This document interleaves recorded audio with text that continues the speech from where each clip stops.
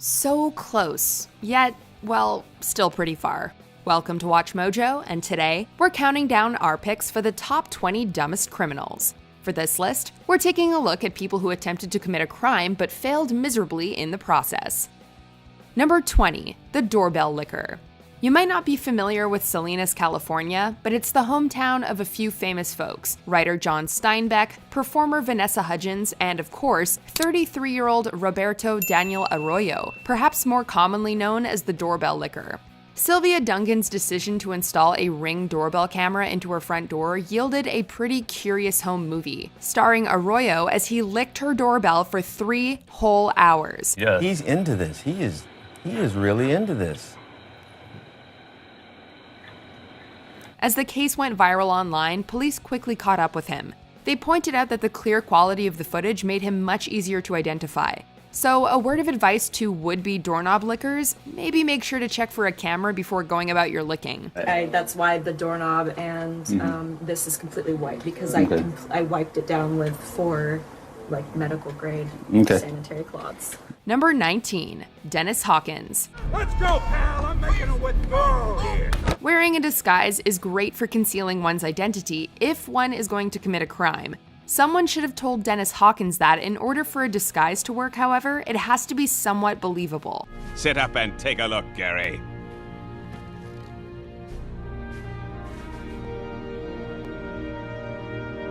It's uncanny. Hawkins apparently missed that memo as he attempted to rob a bank wearing clown pants with a pair of fake breasts and a blonde wig. Sorry, they're new. Dr. Dorfman did an amazing job. They feel so real. Not only did he fail to cover his face, which still had a goatee and mustache, but the disguise also attracted attention, and the police easily apprehended him. Number 18, Daniel Glenn. I need you to arrest me. It's important to be prepared, especially if you're going to rob a store. It's possible to be too prepared, though, which is exactly what happened to Daniel Glenn, who inexplicably decided to call ahead to ask the store how much cash was in the register. Imagine how that conversation went. "Hello, I'd like to place a takeout order for all the money. Can I get fries with that?" Confused and slightly alarmed, the store owner immediately called the police, who arrested Glenn on his way to the store. Number 17, Tony Van. Breaking the law requires a certain audacity. But Tony Van, a 37-year-old San Francisco hairstylist, took this to a new level when he drove a stolen car to his own trial. Van was facing charges for possessing a stolen $125,000 Porsche Carrera, so maybe he thought no one would notice when he arrived at court in a stolen Lexus instead.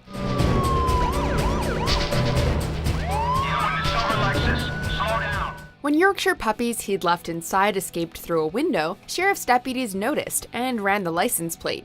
He was charged with possession of a stolen car and computer, as well as animal cruelty. Number 16, Trevor Jones. Ever just want to check your Facebook one more time? 34-year-old Trevor Jones couldn't resist when he broke into a house in Gwinnett County, Georgia, in November 2011. Unfortunately for him, he used the home computer to log in. To be fair, it's no wonder he wanted some social media downtime. A woman whose house he'd tried to rob earlier had seen his car, taken his keys and wallet, and called the police. Jones had to swim a pond to escape before breaking into another nearby house. Still, he probably should have logged out of Facebook before leaving. Instead, he gave police everything they needed to identify him and issue arrest warrants. Number 15, Albert Bailey. Police in Connecticut say they had ample warning of a bank robbery because the 2 suspects called the bank ahead of time, telling an employee to get a bag of money ready. We're gonna say this now. If you're planning on robbing a store or bank, don't call ahead and ask them suspicious questions or warn them that you're coming. We are the ex-presidents, and as you can see, we are in fact robbing your bank.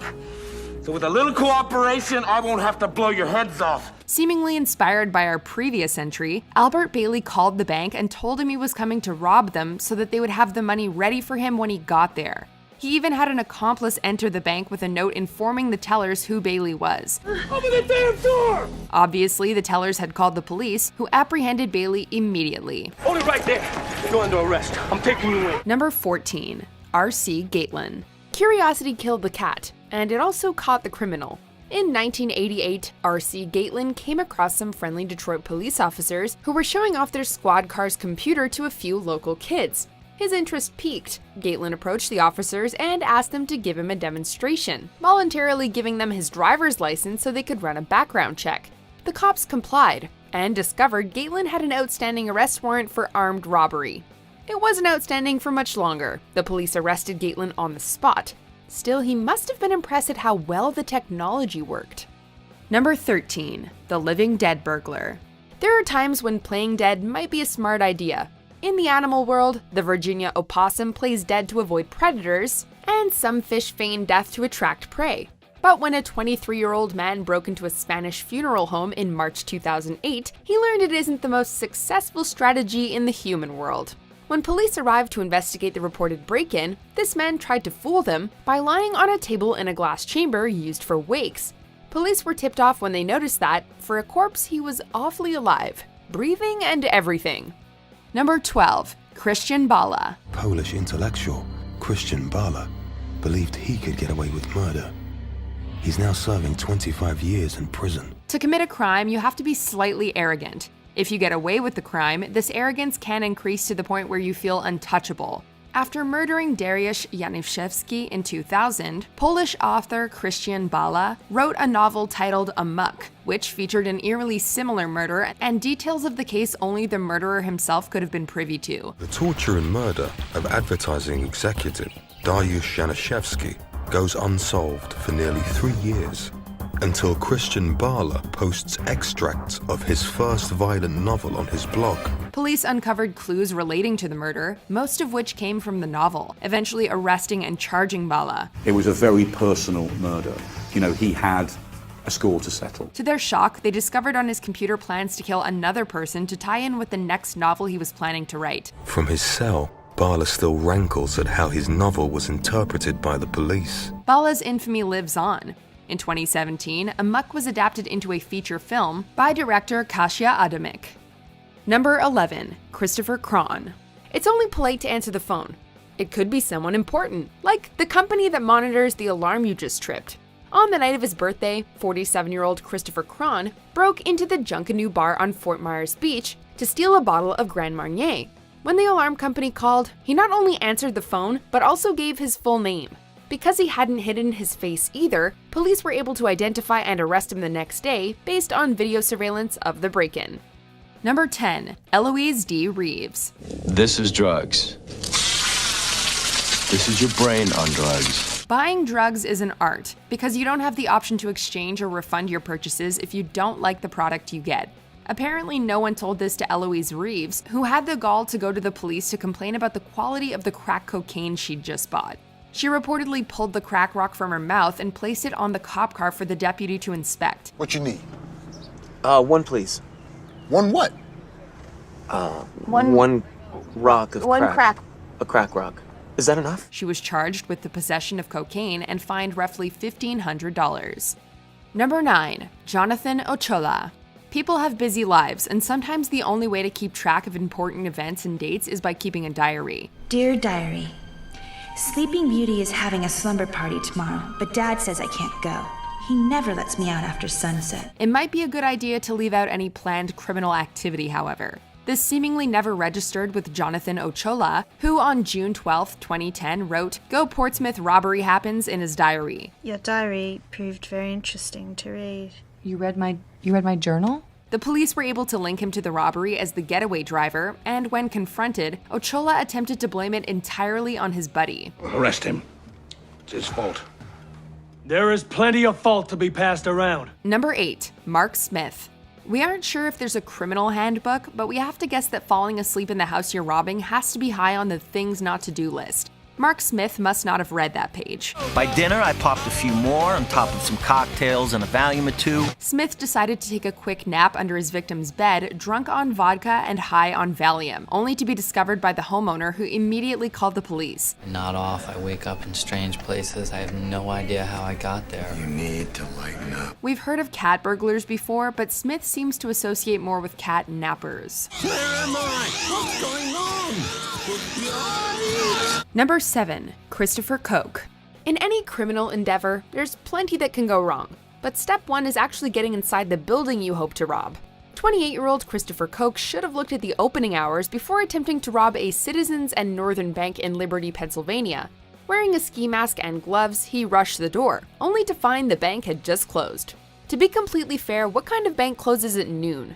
As Koch sheepishly retreated, employees inside wrote down his license plate number, and he was later arrested. And I want you to call the police. I want to go back to jail, please. Number 6. Derek Mosley. So we know you're not supposed to bring a gun to a knife fight, but what about a baseball bat? Revolvers. Revolvers. This is exactly what Derek Mosley did as he tried to rob a gun shop and steal a firearm, equipped only with a baseball bat and a knife. I mean, it's a lot more compact than the flaming sword, but it's not nearly as impressive. It doesn't have that wrath of the almighty edge to it. Of course, the manager pulled out his own gun and held Mosley until the police arrived. Who would have imagined that the manager of a gun store would possess his own gun? Will wonders never cease? You can't do that. Number 5. Michael Anthony Fuller. If you're already committing a crime, why not go big? In 2011, a 53-year-old North Carolina man tried to use a $1 million bill to buy a microwave, a vacuum cleaner, and other merchandise at Walmart. It must be worth a fortune. The total price of the goods was $476, so he was apparently fairly optimistic about how much change Walmart keeps in their registers.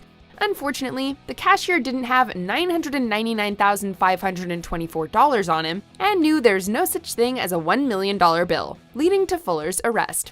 As it turns out, sometimes when it comes to going big or going home, you should probably just go home.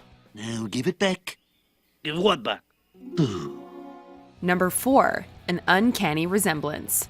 A fake ID is a teenage rite of passage, but when you show a fake ID, you should make sure you're not handing it to the actual owner. You know, the one whose face is on the ID you're holding in your hand? That's what happened to one 26-year-old woman at Applebee's in 2013, when she showed the waitress Brianna Pretty her own driver's license as proof of age. It had been stolen with a bunch of other possessions a month earlier. Can't we resolve this conflict without anger? Instead of bringing her customer a margarita, Brianna brought the cops, and the thief was caught red-handed. Number 3. Ruben Zarate. Open the safe, Pops.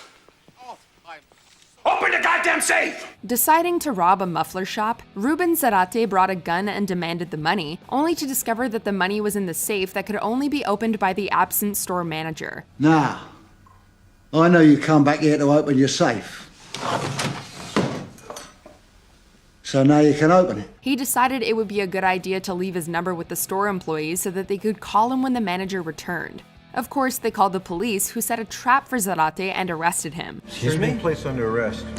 Are you kidding? Hands behind your back, sir. I'm trying to help here. Heck, we're just surprised Zarate didn't leave his name, address, and social security number too. Drop the gun. You are under arrest. Number 2. Robber of Halifax Bank in London. Committing a crime is a stressful endeavor, and mistakes do happen. If there's one thing all robbers should remember, however, it's that your gun is your most valuable asset.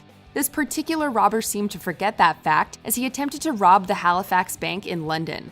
Put the money in the bag. Demanding the teller fill the bag with money, he accidentally gave away his gun to the teller instead of the bag. After a brief moment of confusion, the bank worker retreated, forcing the robber to flee. At least he managed to escape with a bank employee's bicycle, and so we still don't know his name. Before we unveil our top pick, here are a few dishonorable mentions.